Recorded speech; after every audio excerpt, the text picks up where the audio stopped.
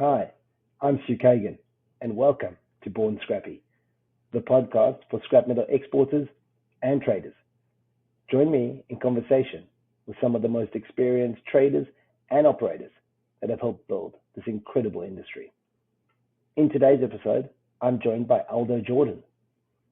Aldo is the president of the Metals Agency, and before going out on his own, Aldo had a long career at Schnitzer Steel, one of America's largest metal recyclers. For his last 4 years at Schnitzer, he held the Director of Non-Ferrous Sales role. In today's episode, we talk about understanding your material quality, having a personal board of advisors, giving your buyer a heads up, making money on the buy side, credit insurance, and so much more. So let's get into it with Aldo. But first, intro.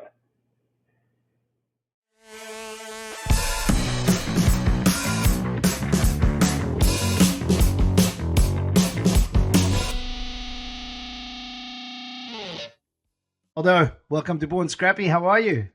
Thank you very much, too. Really appreciate the invitation. Yeah, I'm excited. Always enjoy talking to you. So now we're recording it, and this will be enjoyable. I know. We last time saw each other was in Las Vegas, not too long ago. Absolutely. And here we are again, just shooting the shit, having a chat. Two friends. Yes. This will be fun. Exactly. Yes, let's do it. So, Aldo, for those out there globally that don't necessarily know you, tell us a little bit about your background, how you got into metal recycling, and obviously I know, but the new venture that you've now started. Thank you, Stu. Appreciate it. So I'm now rounding up my 20 years in the industry. I had the opportunity to work for large and small companies. But my very first introduction to scrap was on a small metal shop in Guatemala, where I grew up. And my grandfather was all sorts of industrial services. I got hooked up in scrap and torching and welding from a very young age. So I got the bug very early on my years. And professionally speaking, my very first formal job was with a company in Chicago almost 20 years ago on the operations side. And I have had a great opportunity to work both commercial, buying, selling, operations, ferrous, non-ferrous, shredders, deep water port facilities, logistics. I love the industry, and every day I feel like I discover something new and a new friendship, and that really keeps me going every day. Love it. And just touch on one or two of the large companies that you worked for, who they were, so we get a little bit of context of where you've been, and then what you're currently doing now in your new venture. Absolutely. For 12 years, I worked for one of the largest companies in the country, in the US base, Schnitzer Steel Industries, which now is known as Radius. I came to work for them in the West Coast region, California, Hawaii, Nevada, in 2011, and got the great opportunity to meet a lot of great people, was given lots of great opportunities, met some really awesome people. Kudos to this company. They're great people to work for. Was promoted 4 different times, learned a lot. And at the end of 2022, it was my last year with them. And in 2023, I started my own company. So it's something that I've been thinking about for a very long time. I felt like the time was correct for me from a professional standpoint, from a family standpoint. And there came a decision like, if it's not now, when? So here we are. Mm. And what does your new venture do specifically? So we provide a very niche service within a niche industry. The Metals Agency was founded essentially to do services that are usually only available for global large companies and be able to give that access to all sorts of companies. So we are a trading company, but the difference between us and a brokering company is that we work exclusively for the companies that hire us. There is a big difference on that from a transparency and fiduciary responsibility.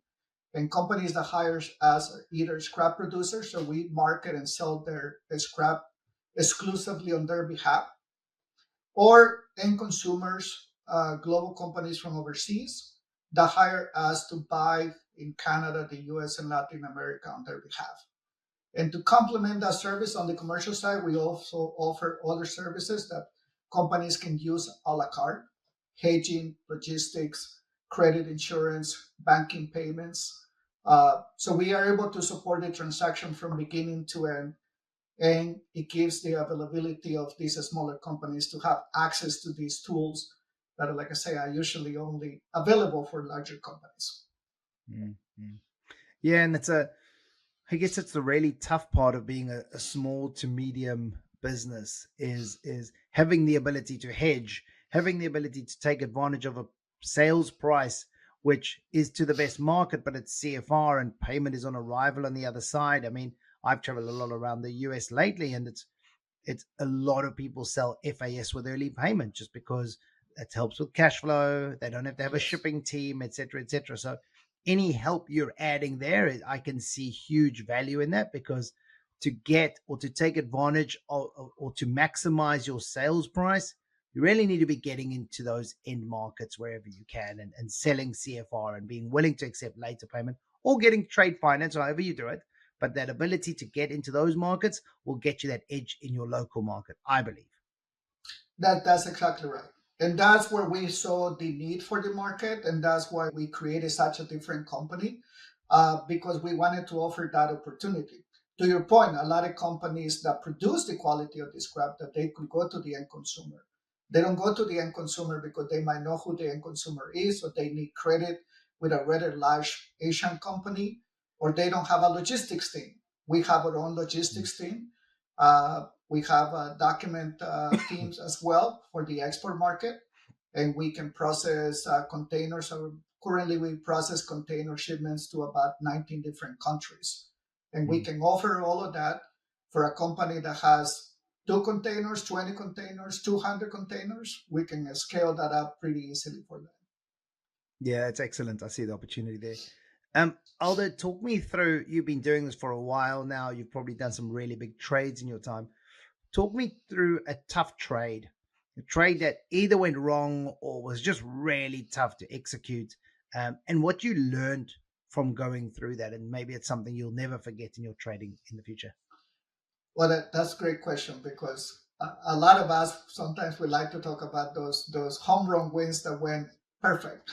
But I think that you learn a lot from those ones. We don't learn from successes, right? No. So we want to learn from your failures. Yeah, and believe me, I have plenty of it. I can tell you my very first, absolutely, you did not executed this right, was with a copper letter cable in Chicago, where I did not do my due diligence, and there was a layer of steel in there. So I just assumed that everything was the same. And, that teaches you a lot of lessons with that. But a particular challenging one, I think, is, we in Oakland, California, were provided of services back on the Schnitzer Steel days to the Oakland Bridge project, which were some pieces that were 60, 80 feet long. Very challenging to move logistically that scrap. So it required a lot of coordination among different players. It took several months, but we learned a lot of lessons about being supported by good trade people on the logistics side, on the environmental side. There's a lot of opportunity for things to go wrong. And when they go wrong, I like to get in front of things right away and be honest with my trading partner about what went wrong and how I'm trying to fix it. I learned very early on my career that when you're going to deliver bad news, get in front of it right away and be very clear about what you're trying to do to be able to make it better. It's funny. So we obviously have built a tech platform called Buddy, and my wife's favorite part of it, which hasn't been released yet, is, and this came from 150 different interviews she did before we started building, is what she calls the heads up feature. And what the heads up feature does is, if you are a scrap supplier, or you're the supplier, you're packing the material in the containers, and you know that there's an issue, it gives you the ability to go onto the platform and click a button, and it's just a heads up. It says, hey, just so you're aware, I'm getting in front of this. My guy loaded X material that he shouldn't have. So when it's going to arrive in your yard or at your facilities, expect there to be this in the in the container. It goes a really long way. And the reason why she loves it is because it's something that nobody else would necessarily pick up. The idea of having a function where you can just go, there's a problem here. And it comes through in the podcast that I do. So many people speak about it. If you front foot a problem, that problem becomes much smaller. If you leave it, it festers, it grows, it becomes a gigantic problem. So I absolutely love that. I think it's a great point to make. Get in front of problems early. Not only that, I think that people will respect that you are being upfront about it, because mistakes happen, things happen. You and I have been on a trading business, operation business, work for large or small companies, and you know that mistakes happen. Yep. Literally just before I, came to talk to you, I made a mistake of a couple of pennies on a PO, and I called the supplier and I say, hey, this is a mistake. I'm holding the price on this, but I just wanted to let you know that it's a mistake. So don't go and buy more based on thinking that you can, have a sale with me after this because I made a mistake. This is the price, right? Yeah. But people certainly respect that. And you and I know that a lot of times the first problem is easily resolvable. Is the sequential hiding of the problem and not being in front about it that really compounding problem even bigger, where it gets tough. I think I've said this before. So, say for example, you're in the yard. I'm talking now to the middle cyclists. You're in a yard and you notice that some oversized material, I'm making this up, was loaded in a container. It shouldn't have been loaded. It was put on a side and the guy loaded. It's not necessarily your fault. You haven't done it on purpose. Your loader has incorrectly put that in the containers or on a truck to get rid of it. If you don't contact the buyer, when the buyer gets it, he will obviously claim on it, but he will be angry. Immediately he's angry because it looks like you tried to take advantage. And I can tell everybody this. When he sees 5%, the issue is say 5%, I'm making up a number, he'll claim 10 or 12% because he's wondering, what did he miss? Because you took advantage, you tried to take a chance. He's only picked up this one piece or this one issue, but you're somebody who tries to take a chance. Therefore, I've probably missed a whole lot of other stuff. I'm going to claim more than what I see here right now. If you have contacted them and said, hey, mate, there's an issue. My guy loaded this. It's about 300 kgs or it's half a ton or it's however many pounds. Like, I know that it's there. I expect a claim for this. Just know that we didn't mean to pack it and it was a mistake. It arrives and the buyer sees it and he goes, oh, I knew about this material. Not an issue. It weighs that amount. Guys, quickly stick it on the scale. Yeah, confirm, no problem. The supplier was honest enough to tell me that it was coming. It's chalk and cheese, right? Yes. And it gives the people a time to not just, like you said, prepare and know about it, but actually prepare, right? Sometimes that the end consumer has tools that they need or different pieces of equipment.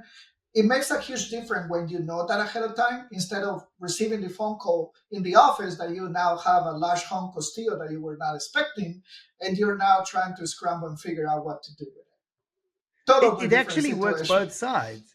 It works both sides. If you think about it, if you were receiving in your recycling yard and you were meant to be collecting, in size, perfectly processed material from a demolition company and some 6-meter beams arrived, you want them to notify you because you have to know that you're going to have to do something with this. You need an area to lay it down. I know some yards are huge in America. Other yards are smaller. And it's like, oh, you just sent me these beams that are oversized. Why didn't you tell me? You should try and relate it in the same way when you're packing material for export or for local sale, whatever it is, because I say this all the time. What you pack in the container, the other party is offloading. Don't think that they're not going to see if you packed some oversized or some material that shouldn't be there. Like, they tip the container, it comes there, they see exactly what you packed. Absolutely. I mean, when you think about the amount of trust that we have to put on each other's, because we're a sequence of chains of events. To your point, what we do reflects on the next person and the next person and so and so. It makes a great difference to have somebody that you can be in the phone and say, hey, we made a mistake. Here it goes. Be prepared. Heads up. Huge difference. Yeah. Let's talk about having somebody that you can call, right? Do you have anybody that you in particular think that you collaborate really well with, um, or have in the past relied on relationships in particular to help you through tricky times or to help you make a decision or something like that? Oh, absolutely.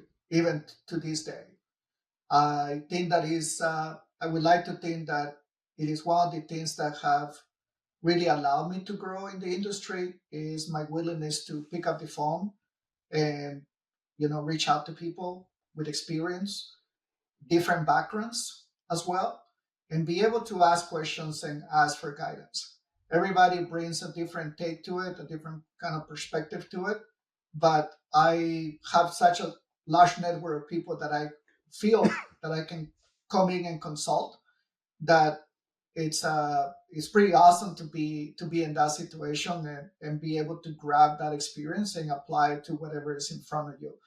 And by the way, I want to make a clarification there. That goes for professional, and also I feel for my personal level as well. Let's double click into that a little bit. When you say personal, you're talking about surrounding yourself with friends that you can rely on or business people personally. How do you do that in a personal way? In a personal way, I have what I call my personal board of advisors. And it's a group of 6 people that I really rely on. My wife is one of those, of course. But I also have an executive coach that actually has been with me for the last on and off 12 years. And she has been greatly uh, helpful on helping me navigate those personal challenges or those situations where you feel like you need some help in a different perspective. Um, there's some people in there that I have known me for a very long time, and I know that they will tell me the truth, uh, the way they see it. And sometimes it can feel pretty harsh, or maybe you're not hearing what you thought that it was such an exciting news for you. But this group of 6 people I really rely on, and some of them are within the industry, some of them are not. But I always feel like I can really come back to this group of people, and they have my back in a way that I feel very supported and unafraid to really ask questions, feedback, advice, things like that. Yeah, I wanted to delve into that a little bit more because I think we don't talk about it enough in our industry. It's mainly there's a lot of men in our industry, old school. We don't speak about our emotions. We don't need other people to help us. We can solve this all by ourselves. Um, I think that is absolute bullshit. Like I have a personal board of directors as well, 7 people that I sit with every single month together as a group, um, and it is absolutely vital that I speak to them every month. It doesn't matter what it is that I'm going through. I need to be able to speak to people and get other people's experiences to realize that what I'm going through isn't um, I guess it's normal, right?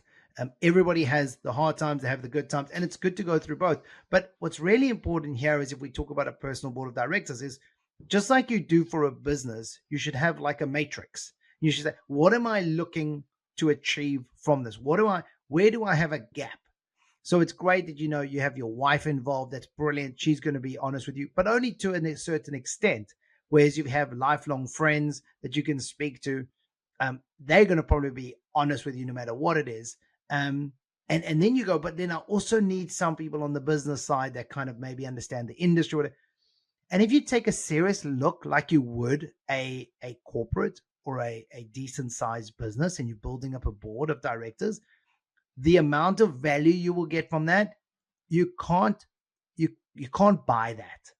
Like that is gigantic, and I can't tell people enough. Find yourself a coach, find yourself your own board of directors, and that board of directors is not just for business, it's for absolutely anything to help you get through it. So I'm so happy to hear you talk about doing it. I don't hear anybody else really talk about doing it. There are communities you can join, like I'm a part of YPO, Young Presidents Organization, where we sit on a monthly basis with our forum, and these people become your personal board of directors.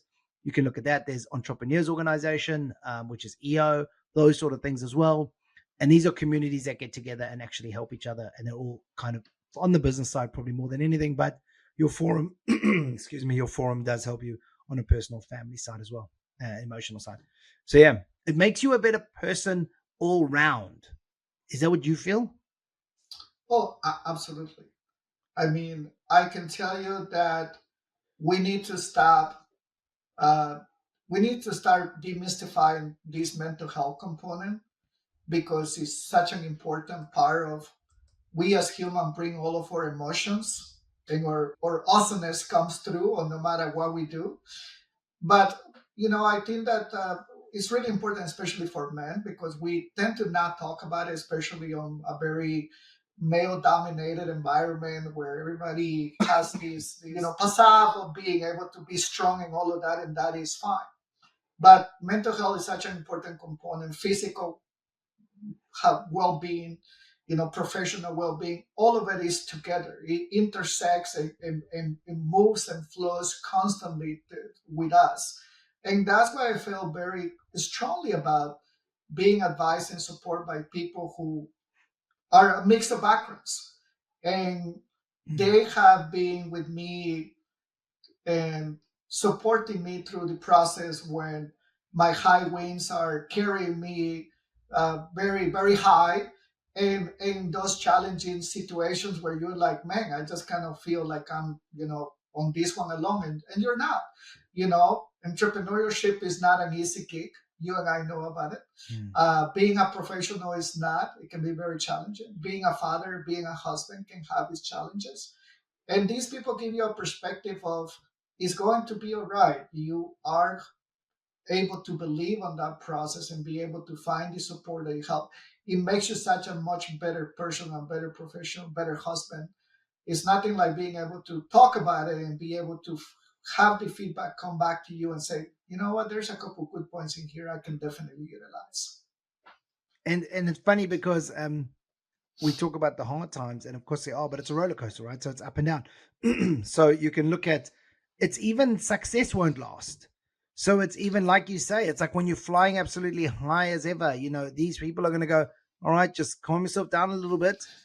You've still got a long way to go. You're in your 30s, 40s, and you're halfway, and you're celebrating like you've just won the World Cup.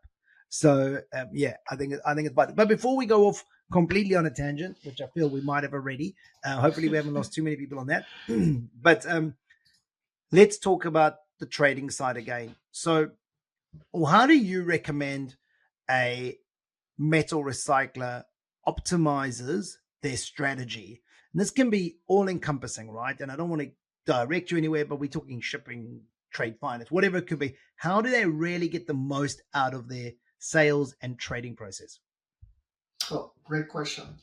I can tell a lot of people will start by telling you, especially in the trading side, about markets and this and that.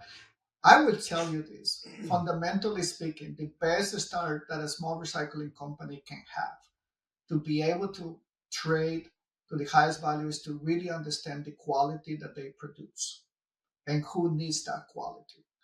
We are living on a global scale where the best that you can do on a very simplistic terms to market is to put the best package that you have in the best possible home that can use that quality.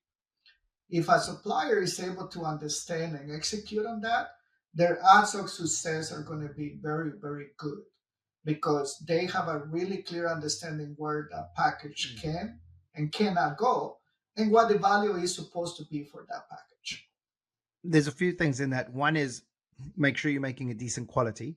I think that's the one thing. So they must make sure that they make it, and also understand if you're making that level of quality where it can go, right? I think to unpack that a little bit, it doesn't have to go into the standard places. Not all copper granules are made equal. Not all HMS is made equal. You can make premium grades, and vice versa. You can make poor level, right, of quality. And so know your quality and find the market for your quality that it's suitable. Don't shoot for the moon if you're not making that quality. as well. Be very careful, because you might think you're making a, even let's just call it a clove, but you're actually making a cobra. I'm talking about copper granule grades. So know what granule you're making, know what quality of whatever it is you're making, and find the right market for that. As I said, don't try and sell your cobra into the clove market, because you're just going to have an issue. Right? I'm sure you've seen that sort of issue before. I can tell you that I see it constantly. Somebody calls us or interacts with us and they name a price. And I'm like, what quality is that? Oh, because I heard that price out there. Well, yeah, that price is out there, certainly, but not for that package, right? So the problem with that is that you're mismarketing your product, right? You're trying to fit it in a home that is not available to you because of the quality. And I think that it happens very frequently because the amount of information that people have these days is very passive. And I think that technology-wise, apps like you are trying to be a bit more transparent with the execution of the supply chain.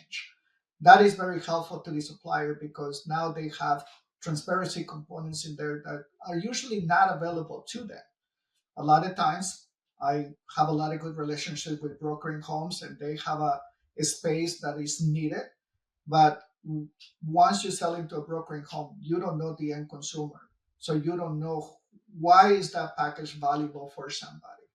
I think that technology is going to bring a lot of transparency to that. Certainly your application does that. You get to know the person who you're transacting with, and that can be very helpful for the supplier to understand why is it that they need this package and why are they willing to pay a premium for it. Also, it can give you data as well, which is hugely vital, I guess. That data that can show you, this person previously supplied me the same quality. They're saying clove again, but last time I claimed 2% because it was Cobra or Cocoa. And it's like, now they're offering me the same from the same granulation plant. Like, I can now go and see that data. But don't create the headache for yourself, is what I think. Like, if you're a metal recycler, if you can't make a margin selling your quality at the grade that it actually is, you're buying incorrectly. Yes. And just think about that component that you just mentioned, data, right? Your platform has the ability to provide that feedback to the supplier. When you're transacting in a way where you don't have that data, how do you adjust your package, or how do you adjust your marketing? You don't know, because you're not getting that feedback back. That's another thing that differentiates us from what we do, that the people that we sell this crap for, we sell it on their behalf. They know exactly where to go. They know exactly what the challenges are. They know exactly how much they get paid. They know exactly why we're marketing it there. So that loop back of information is available to them. We can adjust as needed. Without it, you are kind of, trying to tinker with ideas about, or hopes of how to better develop that package without information that is actually needed. I spoke to David Dodds from Sackers in the UK. He's been doing this for over 40 years, and he made a really good point that there's no secret markets anymore, right? If you get a price for a commodity and you get three of the same prices and one is absolutely ridiculously higher, you need to question why. Like, a lot of people jump on it, they get really excited, and often it's a new buyer, and that new buyer doesn't last very long in your business, because it doesn't matter what the price is if you don't get paid, right? So how do you bring on new buyers? So if you're looking at a new buyer, what are the kind of credit checks, reference checks? What are you doing to make sure that somebody is a valid new buyer to bring on? Well, that's a great question, because it happens constantly. You and I have seen the cycles that when the commodity market goes up, we get all sorts of new entrants into the marketplace. And when you really think about it, sometimes all somebody has is a cell phone or a website or an email address, and they're trading, right? It can be very, very risky. The things that we do as a company, first of all, is we have a process where we actually check references and we check credit, and we also check the trading history of our partners. We are trying our best not to put our suppliers or end consumers in the hands of somebody where a deal is not going to be with reputable companies. And a lot of times we steer away from the high price that we know is just not available. There is a hole on the equation, you and I know, because it cannot possibly go for higher than this price because the intrinsic value has a limit to it. But it happens constantly, and we have to be very disciplined marketing person to be able to say, no, I'm not going to sell here because I'm going to put my supplier or my consumer in a very tough position, and this deal is going to go sideways. And you just know about it. I had on the platform, I think last week or the week before, there was some cable, some ICW, and I think it was like 45 to 50% copper content. And somebody offered a price, I swear I can't remember, but I think it was like $8,000 US. I was like, no, that's not right. The guy contacted me, the supplier was like, they're double the next best price. How reputable are these guys? And I was like, these guys are a massive buyer. Like, these guys are a great buyer. So I said, just message on the platform and just say like, hey, how? Like, you don't even have to ask anything more. Like, just how ? Anyway, they asked the question and the guy had made a mistake, right? But if he had accepted that sale, I promise you it would have gone through until the company had to make payment, or somebody in this large trading company picked up that, hold on, you forgot to take the percentage of copper return out of the cable. You forgot to times it by 45%. Like you've made a massive error here, right? So as David Doddsy says, there aren't any secret markets. If you're getting crazy prices, find out why. Those days are long gone. Phillips Brothers and those sort of guys in the good days, and they could do, if you read some of those books like The World for Sale, and there were opportunities to get into niche markets and make huge margins. We're all fighting for margin here. The focus for the metal recycler should be on the buy side. Buy it correctly, sell it for a market related price, make sure you get paid, and move on. I've been on both sides of the equation, on the buy side, on the sell side, and I can tell you every single time I have heard about it, and it's true. You make your money on the buy. If you're a good buyer, if you're a good processor, you understand what you're making and how to make your profit. To your point, there is no secret markets out there. Okay. I even have worked for a large company. I traded on behalf of Schnitzer just about all the commodities. We did it for all 55 locations around the country on a global scale. I can tell you that there is no secrets out there, to your point. Everybody knows who the consumers are. Everybody knows who the traders are. We're in a very niche market. We all get together at the convention in Vegas, and we get to introduce each other to whoever we don't know, but there's few of those more and more. It requires a lot of discipline, especially for the smaller yards, to have the discipline and the patience to see it through. There is no gambits out there where somebody's going to offer you $4 a copper today. That's a mistake. But I can tell you a lot of people fall for it. And sometimes, unfortunately, they end up on bad deals, on bad financial situations, because they don't have the discipline to see the deal through. And they got very excited about a price that just doesn't exist. That is a discount coming to them in some form or way, for sure. And Doddsy said, literally, you only learn this with experience. It's like early on, and I mean, I'm having the story again, and it was on last week, but, in my late 20s, I was eager to get every dollar. Like, get every dollar, find, oh, he's offering me a great price. Fantastic. I'm going to take it. Not even, sometimes skip the credit check, maybe not phone the referrals, do what I need just because it's such a good price. When you learn the hard way, you don't forget. And it changes the way you trade, that's for sure. Absolutely. And it happens. And it happens. And even with the best systems and due diligence, there's always that risk of the person not coming through. Okay. Just because you have a credit check, remember that doesn't guarantee success throughout. And they're not paying you. The company doing the credit check isn't actually, they're not guaranteeing your payment. There you go, right? And credit insurance are good to insure credit lines. They don't insure even the entire amount, right? Here's a question for you. Aldo, quickly, credit insurance. Have you ever claimed on it? I claimed on it once with a company in the US, and it took us about 6 years of going back and forth because they don't make money on paying. Okay. They make many money on charging premiums, hoping that the guy is not going to default.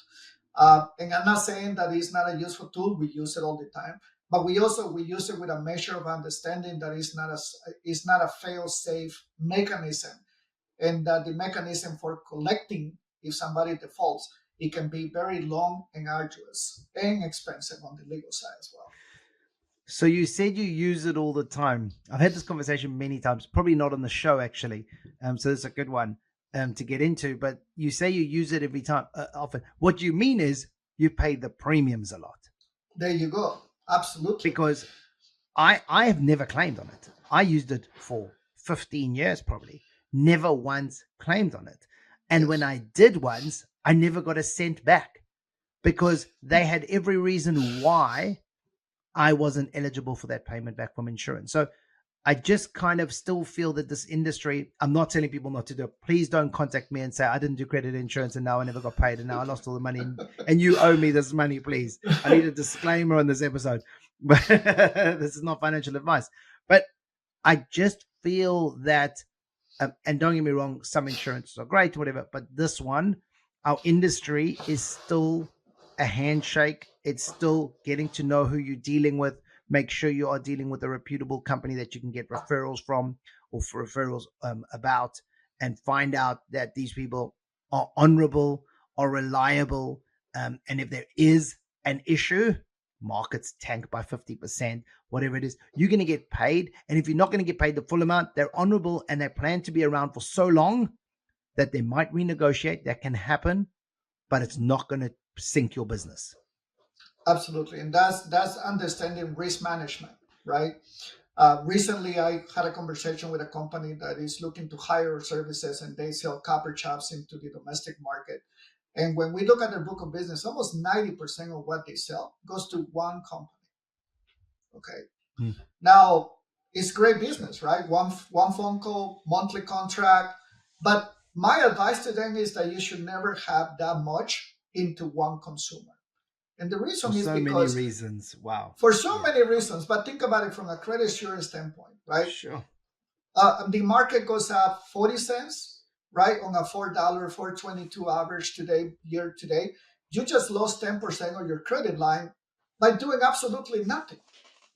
Okay? Yep. And I don't have to tell you, 10 loads of number 2 copper today, $180,000, $2 million. So you just lost $250,000 plus of credit insurance by just the activity of the market. So you have to really understand. This is where the experience of the trading person comes into place, because it's not just about, look, I had the highest price over there. But if that plant goes into a summer shutdown, now where are you going to place 90% of your scrap for the next 2 months? Big issue. That place gets new management and they decide to spread their risk and they don't want to buy from you anymore or as much. That place gets into some sort of credit issue themselves and they can't pay. And now all of a sudden they pay you 3 months late. Are you able to sustain your business? Like 90% is a big, big number to be supplying. I wouldn't supply anybody 30% of my total volume. It was a great conversation with this company owner to have that, and we made some recommendations, right? And this is the kind of stuff that we do for these companies, because we go beyond the trading side. We look at this again, the fiduciary responsibility, because we work directly for them, right? And I wouldn't advise anybody to have nothing 90% into one supplier for all sorts of reasons, but you want to be able to have a spread of your risk among certain types of consumers. That's why the reason, financial advisors will tell you never have all your money into one stock, right? Kind of situation. Well, it's the traders out there are telling you to sell everything to them, but that's their business. They're running around and trying to soak up as much as possible, and they will say to you, well, supply everything to me because I'm selling to many different parties, and therefore, you're not as much. Well, you're actually you're selling 100% of your material to one principal buyer, And if there's any issue with them, you're in trouble. Also understand who they're selling to, because I had this conversation a while ago, which is just know which markets your material is going to and make sure that one trader isn't putting everything into one buyer, because you then have two pieces of risk. You've got the trader who goes under, you lose everything, or you've got the person that is buying from them who can go under. So make sure that they're at least spreading it. Try and spread it out as much as possible. Every time you sell, you should be offering to a minimum 5 people, I like to say, as an operator, making sure that you get your risk spread out, your geography is tested, making sure you know supply and demand. Different countries are going through different economic situations at any time. Difficult to stay on top of it. The least you should be able to do as a metal recycler is offer it into different geographies every single time you offer.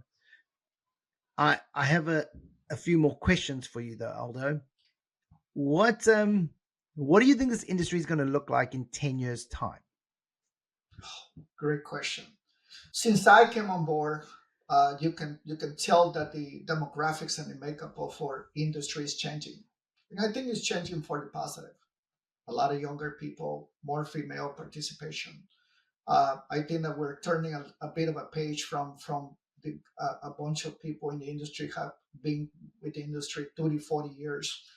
I think that first of all, we are more tech oriented on this new wave of people coming into the industry, which is great. I think that for a long time, we have kind of shied away from the technology sector. I think that we need to embrace it. And certainly, applications and technologies and computer systems have definitely changed that. I think that the next 10 years for us are very critical as an industry. I think that we need to take a more vocal approach to talk about the benefits of what our industry do and does every day. I'm very happy that a lot of large organizations are taking a seat at the table. But it's not just that, okay? It's not just that. What I mean by that, think about this kind of podcast. 10 years ago, or 5 years ago, even a couple of years ago, imagine somebody coming up with the idea of, let's have a podcast about recycling and trading and, systems. No such thing existed. But that is the new medium today. It is the yellow pages part of what we do. This is the new advertisement. And I think that the more we can get engaged people, my kids are 11 and 15 years old, and they have been breaking water meters and pieces of aluminum in my garage for the last 20 years. And all of their friends think that is so cool, because I used to bring pieces of like scrap and I would just give them hammers and screwdrivers, right? And that's how you get the word out to what we do and the benefits of what we do. The forums are tremendous opportunity for us to talk about that. I think I am very excited about the industry. I think that we have some really young, bright people coming into the industry. The technology advances that are going to be here from shredding to emissions reduction, EV technologies, trading platforms are great. I feel very excited about what's coming up. You touched on so many things there. I'm not quite sure. One I want to talk about is more women in the industry. I remember going to Israel 12 years ago. I'm saying back in the day, and I'd say to my wife, "What are you going to come? Like, there's no point of you coming. It's all men." And my wife had the standard joke, "Oh, you're going to this men's conference again, right?" And now when she came with me, it was like I was lying, because she came with me this last one and she's like, "There's heaps of women." I was like, "That's because we're promoting it and we're getting it in." And then women are starting to, put their heads up and get involved and say, "Hey, I'm in recycling and I enjoy recycling." One of my favorite people in this whole industry in the world is Amy Bird from the UK. She's been on the show, met with her and her lovely, awesome husband, Steve. And she is like the epitome of an incredible metal recycler. And still, brings the whole woman element when she talks about how she looks after her people, like hugs her people when they're having a hard time, hugging a mug, I think she calls it. Like, we don't do that, but there's the woman can bring such a huge element into our industry, and are starting to, and are really having a huge influence. And I'm loving watching it. Like, Amy leading the charge in Europe. Love watching what she's doing. When I say Amy, there's of course other people doing different things, but Amy is in the yard, is an operator, which everybody would have looked at previously and said, well, that's a man's job. The woman might come through and might be in the finance, might be in a whole lot of other things we would have expected, but there's huge amounts of value coming through on the in the operation side as well. And that's huge. And obviously you spoke about things like technology, really exciting, obviously, to add value is really what we need. Technology left us behind, our industry, if you compare it to others, but there's a reason why. And I'm actually writing a piece at the moment for a magazine. And the reason isn't because technology left us behind. We didn't go trying to create it. Nobody in the technology world can create what we need. What we need is very specialized. We are very different to other industries. The material recycling industry is completely different. We need to build it for ourselves. We need to have people that have been doing it for a while. Obviously, I'm one of them, my wife, but there are others that are looking at it as well, which I love watching and collaborating with. And these are people from the industry going, this would help me, so I'm going to go and build it. Right? Don't expect technology to just rock up on our doorstep. No, we're in such an industry that, to your point, we have to be an advocate for our own tools, and that includes technology. Exactly. Because nobody is going to build it for us. You're absolutely right. The technologies companies, we are not a market segment that is sizable enough for them to say, we're going to create tools that are custom to the recycling industry. It doesn't exist. They don't even know about us. And that's our own Absolutely. fault. Obviously, we talk about that as well, right? But we're not promoting ourselves. So nobody's going, oh, we should help them. We need to help ourselves. Think about it. Until about 10 years, the only platforms that were available to manage the scrap yards were heavily based on Excel sheets. Okay? 100%. Exactly. Until about 10 years ago, when the new systems started coming up, where we're all encompassing. But before that, it was a bunch of tools that included Excel. Okay? So just think about that part. Excel has been around for, Aldo, I still see it everywhere. Everybody's still using Excel. I mean, Excel is kind of the number one part of everybody's tech stack in our industry. And that's crazy because if you look at how long it's been around for, and yeah, we all feel comfortable with it. But if you look at almost every other industry, they've moved on because they found a platform which can help them link all departments all together as one. I still get this surprise. Clients that we set up a portal for them on our website. They go, they have a key, and all their documents are there. We still get questions about, hey, can you email me that document? And we're like, it's available to you 24/7. Yeah. All you gotta do is if you want to. Download it anytime. You tell us who needs permission. And we still get the question, can you send me this by email? Happy to do it, but so you know it's available 24/7. That's not going to change. I mean, the guys that are still printing the emails and keeping it on file on pieces of paper, that is actually happening. Some guys like me, we still have a warm spot for Excel and we utilize it. But let's face it, I think that technology is coming to us fast, and those tools take a little bit of learning curve, like anything else. But I think that people would find them very advantageous to what they do. So, last question for you before we just do quick fire round. Who do you want to see next on Born Scrappy? There's so many options, but talking about women in the recycling industry, I think that my spot will go for Judy Ferraro. I met Judy probably now going into 17 plus years. And I remember she was doing a seminar on commercial training, and I was just at awe about seeing, oh yeah, there you go, Judy Ferraro, Scrap Dog. Yes. Scrap Dog, she gave that to me at REMA. So full disclosure, I might be a little bit biased on my option for Judy because she's from Chicago. I used to live in Chicago. I know her there. And it was the first person that I saw, quote unquote, dominate at the topic of commercial, and I was like, man, that is so cool and interesting. So that would be my choice. Awesome. Love it. Great choice. She will be on probably in the next season. Well, definitely in the next season, hopefully further in the season. Let's end with some quick fire questions to get to know you a little bit better. Favorite TV series or movie? Favorite TV series or movie? Well, I like the Discovery Channel a lot. Anything that had the History Channel, I'm sorry, a lot. Anything that has to do with history, I'm a nerd for it. So that would be my favorite channel, the History Channel. Okay, that's a good one. Favorite place to visit?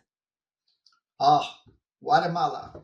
This accent that you see, that you hear in the background there, is because I grew up in Guatemala. I love the country. I go every time I can.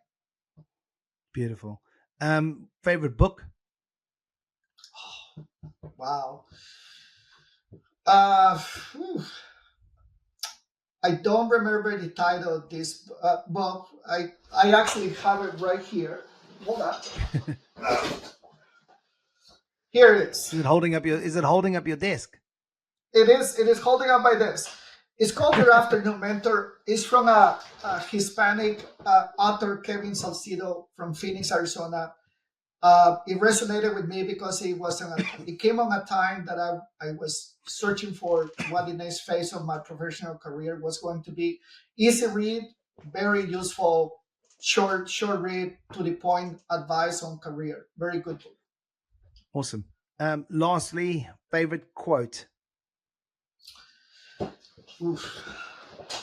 I hope I can recite this one the right way, but I heard somewhere along the lines that you have to be willing to work harder on yourself than you're willing to work on your business.